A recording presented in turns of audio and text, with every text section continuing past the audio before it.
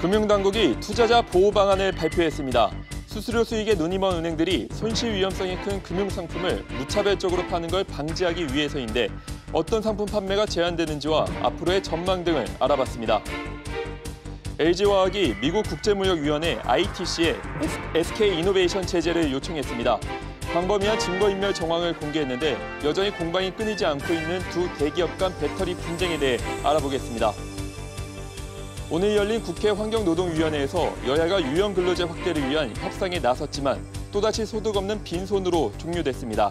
당장 300인 미만 기업 주 52시간 적용까지 한 달 반밖에 남지 않은 상황이라 정부도 업계도 고민이 깊어지고 있습니다.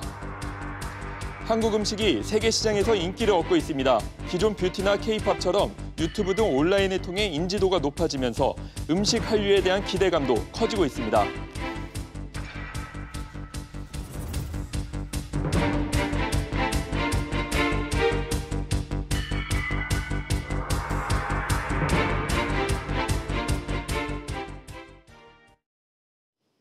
시청자 여러분 안녕하십니까? 뉴스프리즘 시작합니다. 앞으로 원금 손실 위험이 20%가 넘는 금융상품은 판매가 제한됩니다. 또 투자자 보호를 위해 사모펀드 최소 투자 금액이 1억 원에서 3억 원으로 대폭 올라갑니다. 오늘 금융당국이 발표한 파생결합펀드 DLF 종합대책 내용 자세히 알아봅니다. 임종인 기자, 당국이 사모펀드 대책을 내놨는데 원금 손실 가능성이 높은 상품에 대해 판매가 제한된다고요? 예, 그렇습니다. 이번에 문제가 된 해외금리 연계 파생 상품, 이른바 DLF, DLS 등 이렇게 구조가 복잡하고 투자 위험성이 큰 금융상품이 판매 제한 대상 상품들입니다. 은성수 금융위원장 발표 내용 들어보시겠습니다. 파생 상품 포함 등으로 투자자의 이해가 어렵고 최대 원금 손실 가능성이 일정 수준 이상인 상품에 대해 고난도 금융투자 상품 개념을 도입하여 규율하겠습니다. 금융위는 최대 원금 손실 가능성이 20에서 30%인 상품이 고난도 금융투자 상품에 해당된다고 설명했는데요. 다만 파생 상품이 포함되지 않은 주식이나 채권 또 장내 파생 상품은 판매 제한 상품에 해당되지 않는다고 덧붙였습니다. 투자자 보호 장치를 강화한다는데 이게 어떻게 한다는 건가요? 예, 은성수 위원장은 우선 일반 투자자 대상의 공모 상품과 전문 투자자를 상대로 한 사모형 상품 간의 구분을 명확하게 하겠다고 밝혔습니다. 들어보시겠습니다. 다수의 일반 투자자를 대상으로 한 사실상 공모 상품이 사모 형식으로 판매되지 않도록 철저히 차단하겠습니다. 여기에 더해서 사모펀드 최소 투자 금액을 1억 원에서 3억 원으로 높여서 일반 투자자의 참여 요건을 대폭 강화하기로 했습니다. 또 원금 손실 가능성이 높은 앞서 말씀드린 고난도 투자 상품에는 공모와 사모에 관계없이 일반 투자자에게 판매할 경우 녹취를 의무화하고 숙려 기간도 부여하기로 했습니다. 특히 불안전 판매 가능성을 차단하기 위해서 고난도 투자 상품의 경우에는 판매 인력의 자격도 더 제한하기로 했습니다. SBS MBC 임종윤입니다. DLF가 논란이 된 건 위험이 큰 상품임에도 불구하고 은행들이 위험성 경고나 설명 없이 무차별적으로 팔았다는 데 있습니다. 수수료 수익에만 눈이 먼 은행들이 손실 위험성을 알면서도 고위험 상품을 팔았다는 지적이 끊이지 않고 있습니다. 정인아 기자가 DLF와 관련된 일련의 사태 정리했습니다. 김모 씨는 올해 악몽 같은 여름을 보냈습니다.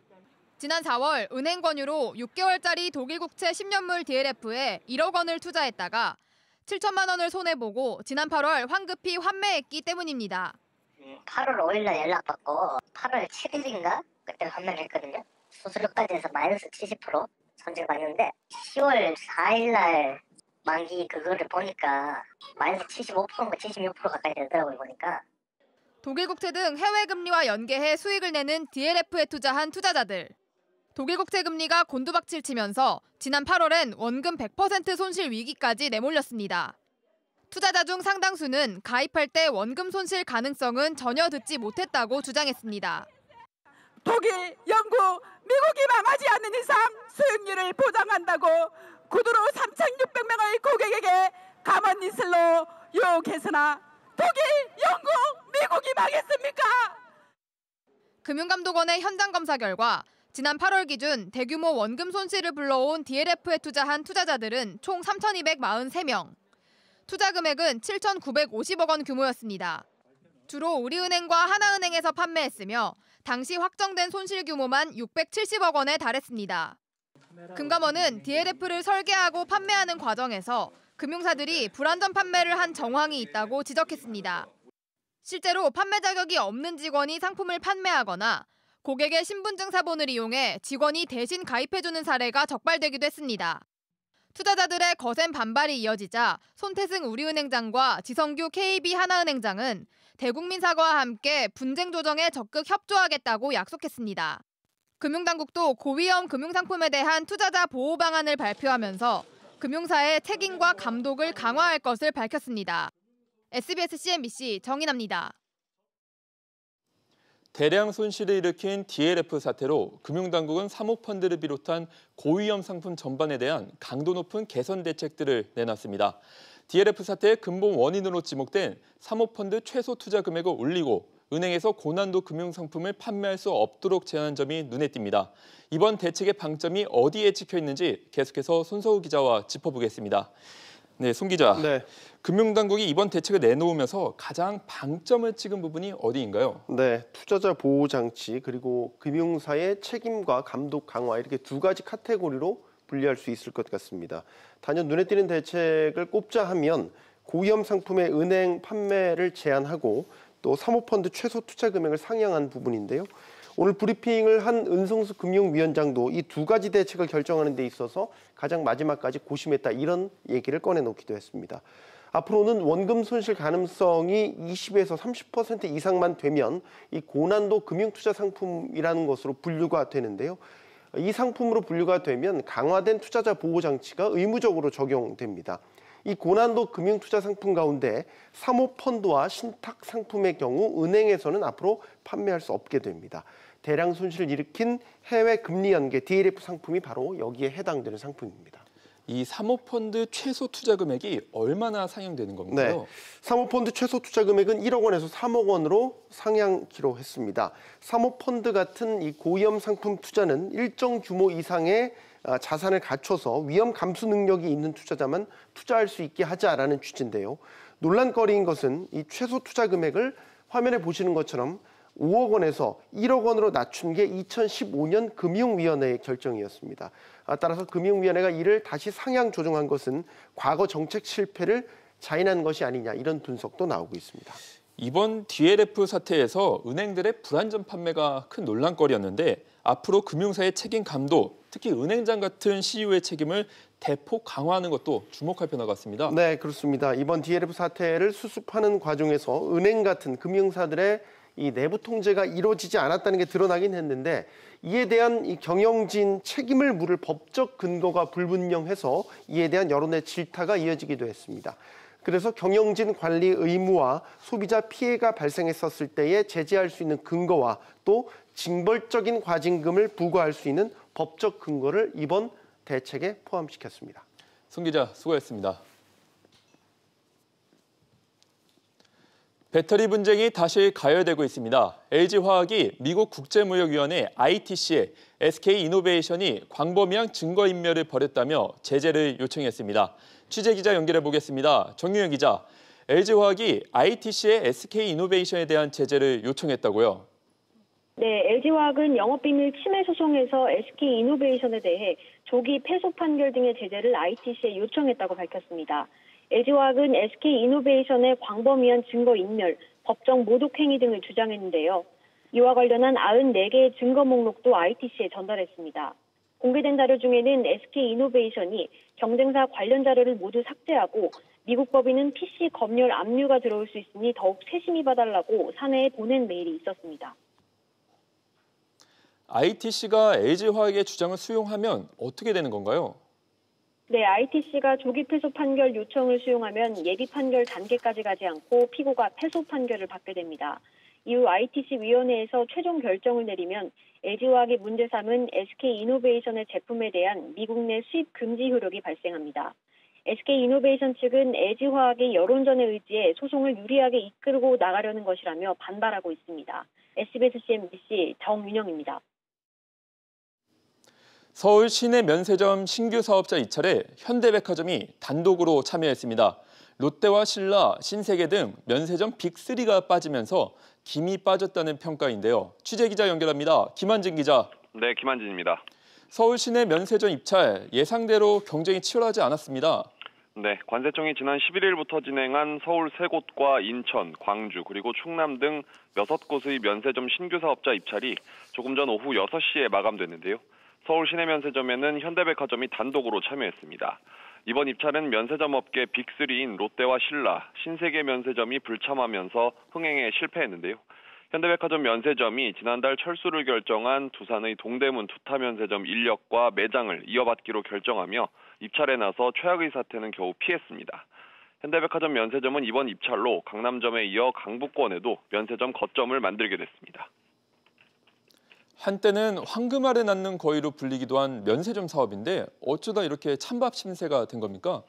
실적 부진이 가장 큰 이유입니다. 지난 2015년에만 해도 총 4곳의 시내 면세점 신규 입찰에 7개 회사가 뛰어들었고 선정기업을 놓고 특혜 의혹까지 나올 정도였습니다. 하지만 지난해 중소 중견 면세점 업체의 경우 영업 손실률 2.5%를 기록했고 한화와 두산그룹 같은 대기업 면세점도 수백억 원의 누적 적자를 기록하면서 면세점 사업을 접었습니다. 심각한 출혈 경쟁이 원인으로 꼽히는데요. 전체 면세점 매출의 약 70%를 차지하는 중국인 보따리상을 끌어모으기 위해 여행사에 내는 수수료가 올해 상반기에만 6,400억 원에 이르기도 했습니다.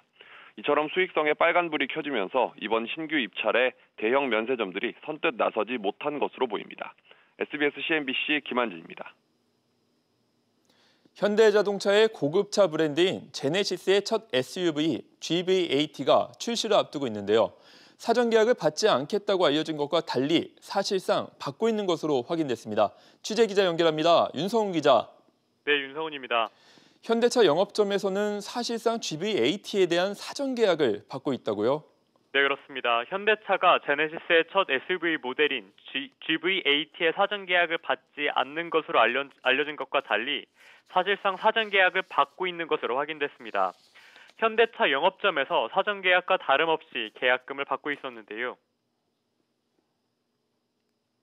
사전 계약은 없고요. 한꺼번에 이제 정식 계약을 받거든요. 만약에 그거 하신다 그러면은 미리 50만 원 정도 이제 걸어놓으시고 그때가 원하시는 저걸로 바꾸시면 돼요. 일반적으로 현대차의 사전 계약금은 10만 원 정도인데 이보다 5배 많은 계약금을 받고 사전 계약을 하고 있는 겁니다. GV80가 어떤 차종이길래 그런 건가요? 네, GV80는 제네시스 브랜드에서 처음으로 선보이는 SUV 차량입니다. 고급 프리미엄 SUV와 경쟁하겠다며 고급화 전략을 내세웠는데요. 2.5레벨의 자율주행 기능, 차량 내 결제 시스템 등 각종 신기술이 적용됩니다. 특히 현대차가 최초로 개발한 노면 소음 저감 기술도 적용됩니다. 현대차는 프리미엄 브랜드 이미지를 굳히기 위해 GV80는 사전 계약을 받지 않겠다고 밝혔지만 실제로는 일선 영업소에서 사전 계약을 받고 있었던 겁니다. SBS CNBC 윤성훈입니다. 대형 항공사, 저비용 항공사 너나 할 거 없이 적자 행진을 이어가고 있습니다. 일본 여행 보이콧 이후 회복될 기미가 보이지 않는 상황인데요. 이 때문에 항공화 구조조정이 본격화될 것이라는 관측도 나오고 있습니다. 자세한 내용 취재기자 연결해 알아봅니다. 이한나 기자. 네, 이한나입니다. 항공사 실적이 악화됐다고요? 네, 대한항공과 아시아나항공 모두 올해 3분기 약 2천억 원대 적자를 기록했습니다. 대한항공은 별도 기준 3분기 매출 3조 2,830억 원, 영업이익 1,179억 원, 당기순 손실 2,118억 원의 실적을 써냈습니다. 아시아나항공도 별도 기준 3분기 매출액 1조 5,633억 원, 영업손실은 451억 원, 당기순 손실은 1,705억 원을 나타냈습니다. 저비용 항공사의 상황도 좋지 않은 것 같습니다. 네, 우리나라 1위 저비용 항공사인 제주항공이 2분기에 이어 3분기에도 적자를 기록했습니다. 올해 3분기 별도 기준 영업손실 185억 원, 매출 3,666억 원, 당기순 손실 313억 원을 기록했습니다. 지난해 같은 기간 대비 매출은 늘어났지만 영업이익과 당기순이익 모두 적자 전환한 겁니다. 진에어도 3분기 별도 기준 영업손실이 131억 원으로 지난해 같은 기간 대비 388억 원 감소했습니다. 이런 적자의 원인, 이유가 뭔가요? 네, 일본의 수출 규제 이후 일본 여행객이 급격히 감소했기 때문입니다. 환율 급등과 유가 불안, 그리고 항공업계의 공급 과잉으로 인한 경쟁 심화도 원인입니다.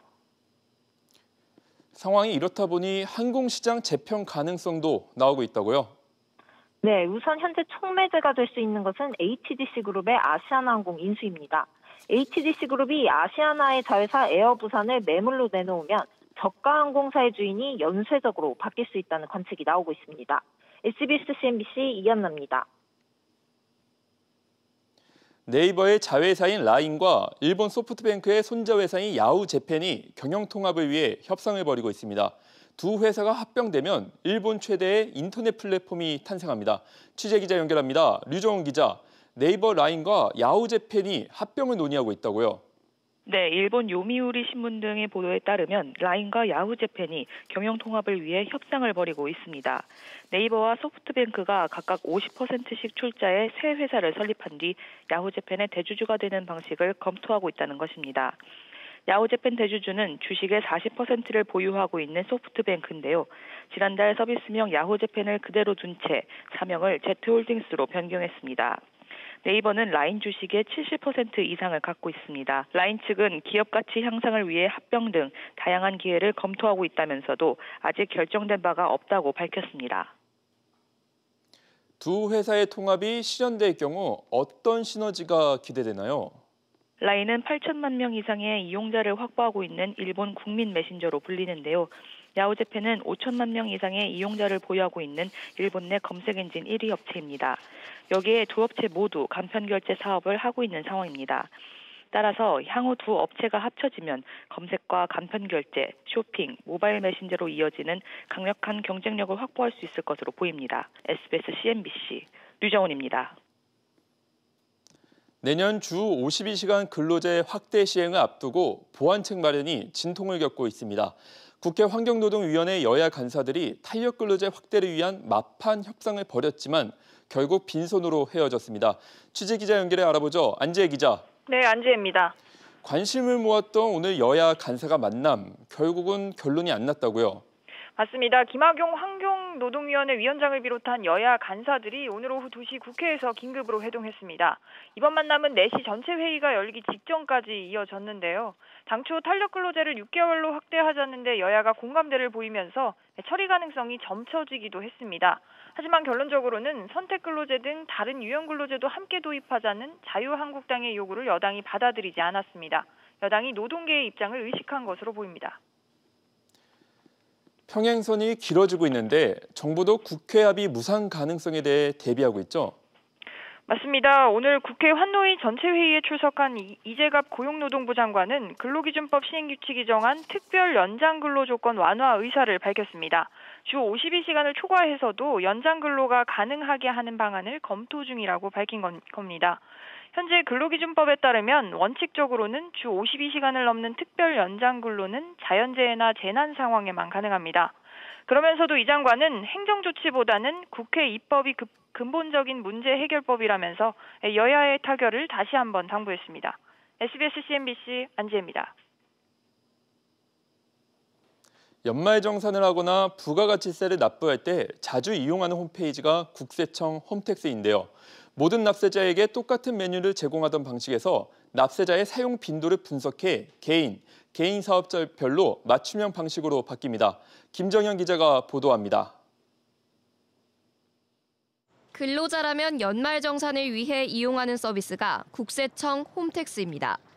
종전에는 모든 납세자에게 동일한 메뉴 화면을 제공했는데 앞으로는 납세자의 메뉴 사용 빈도를 분석해 개인 사업자, 법인 사업자 등 납세자 유형별로 메뉴가 제공됩니다. 예를 들면 1월에는 개인에게는 연말정산 메뉴가, 사업자에게는 부가가치세 신고 메뉴가 초기 화면에 바로 뜨는 방식입니다.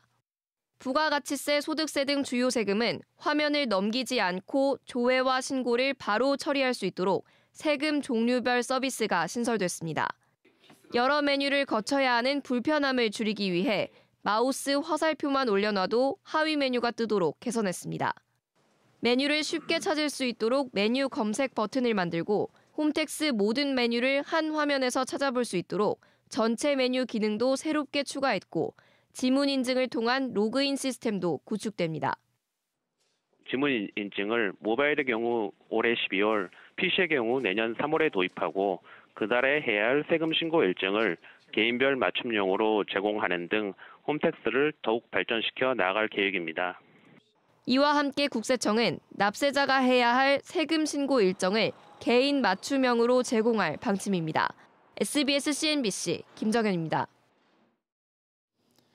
전 세계 게이머들이 국내 최대 게임쇼 지스타가 열리고 있는 부산으로 몰려들고 있습니다. 부산 현지에서 오수영 기자가 보도합니다. 수백 대의 스마트폰이 전시돼 있습니다. 신작 게임을 직접 체험해보는 관람객들의 손가락이 바쁘게 움직입니다. 오랫동안 사랑받아온 게임이 모바일 버전으로 다시 태어나기도 합니다. 매직 마나 스트라이크 같은 경우에는 실제 현물 카드로 하는 카드 게임을 다시 저희가 모바일 게임으로 재해석을 해서 낸 게임이고요. 이거는 좀 글로벌해서 많이 사람들이 플레이하는 카드 게임이고.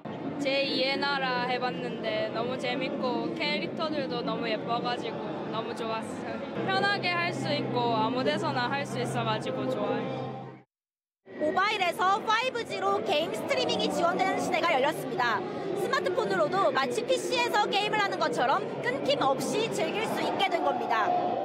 모바일로 배틀그라운드나 이런 모바일 게임들을 5G로 하면 더 좋고 재밌을 것 같아요. 되게 빠르고 편하게 게임할 수 있을 것 같아요.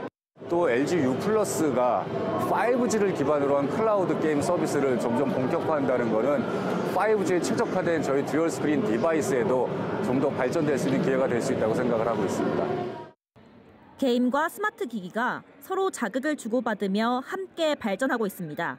지스타에서 공개된 게임들은 내년에 정식 출시를 앞두고 있습니다. 게임 신작들이 출시되면서 부산은 축제 분위기입니다. SBS CNBC 오수영입니다.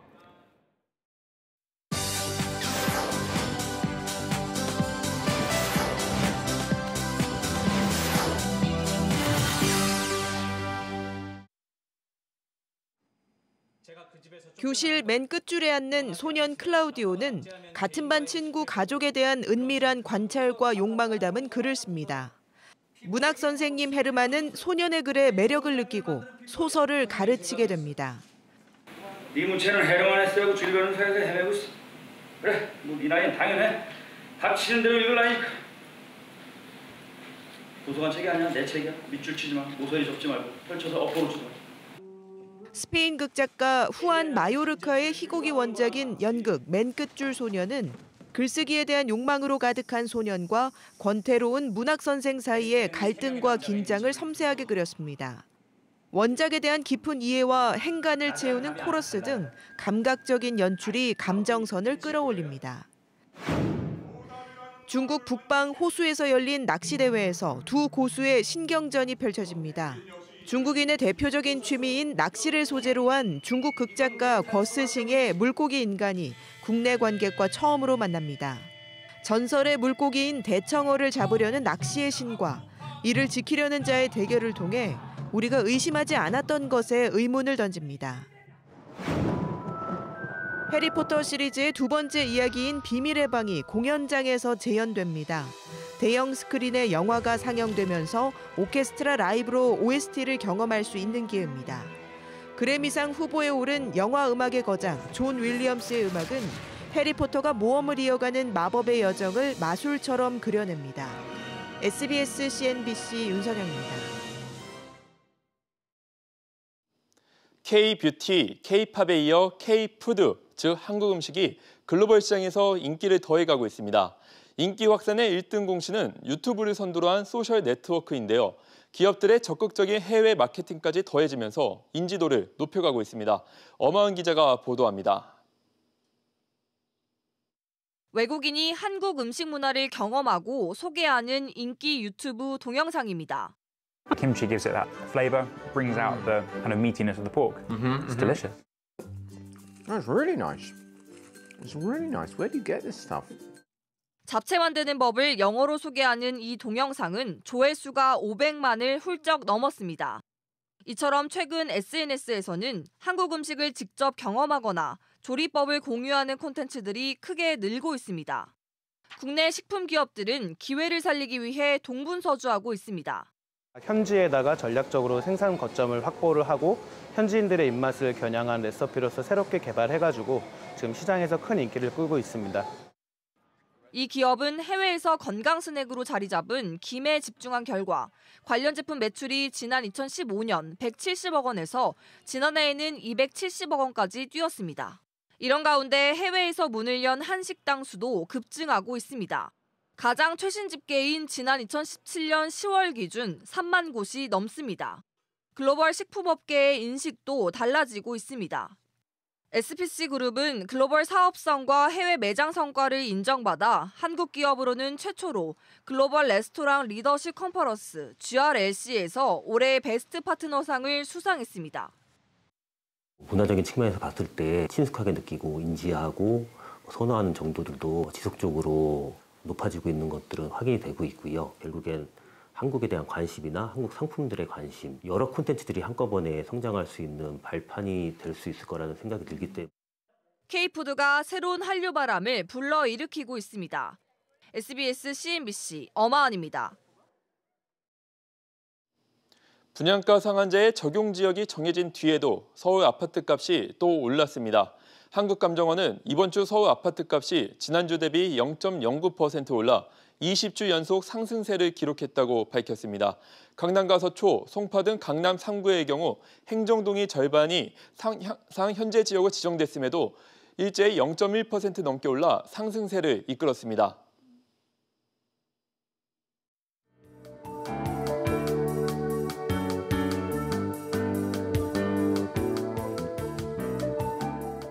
안녕하세요. K웨더 라이프스타일 예보 김단비입니다. 오늘 아침 중부지방을 중심으로 영하권의 추위가 나타났었는데요. 내일 아침도 두툼한 겉옷으로 체온 유지 잘해주셔야겠습니다. 춘천의 아침 기온 영하 2도, 대구 영하 1도 등으로 곳곳으로 기온이 영하로 내려가며 춥겠고요. 그 밖에 서울 0도, 대전과 광주 2도로 매우 쌀쌀하겠습니다. 내일 낮부터는 기온이 오르며 추위가 점차 누그러들겠습니다. 한편 내일 새벽부터 낮 사이 중부지방에는 5mm 내외의 비가 내리다 그치겠고 남부지방은 대체로 흐리겠습니다. 특히 기온이 낮은 경기 동부와 강원 영서, 강원 산간 지역은 비가 얼어 눈이 내리는 곳도 있겠는데요. 이들 지역에서는 교통안전에 주의하셔야겠습니다. 중부지방은 곳곳으로 비나 눈이 내리겠고요. 오후에는 공기가 다소 탁해 호흡기 관리에 유의하셔야겠습니다. 동해안 속초와 강릉은 아침부터 낮 사이에 비가 내리겠고 낮 기온은 13에서 15도 분포를 보이겠습니다. 남부지방은 대체로 흐린 가운데 대구는 아침 기온이 영하로 내려가며 춥겠고요. 낮에는 기온이 10도 이상 크게 오르겠습니다. 일요일에서 다음 주 월요일 사이 전국에 비 소식이 있고요. 화요일에는 다시 아침 기온이 영하로 내려가며 추워질 전망입니다. 날씨였습니다. 오늘 저희가 준비한 소식은 여기까지입니다. 시청해 주셔서 감사합니다.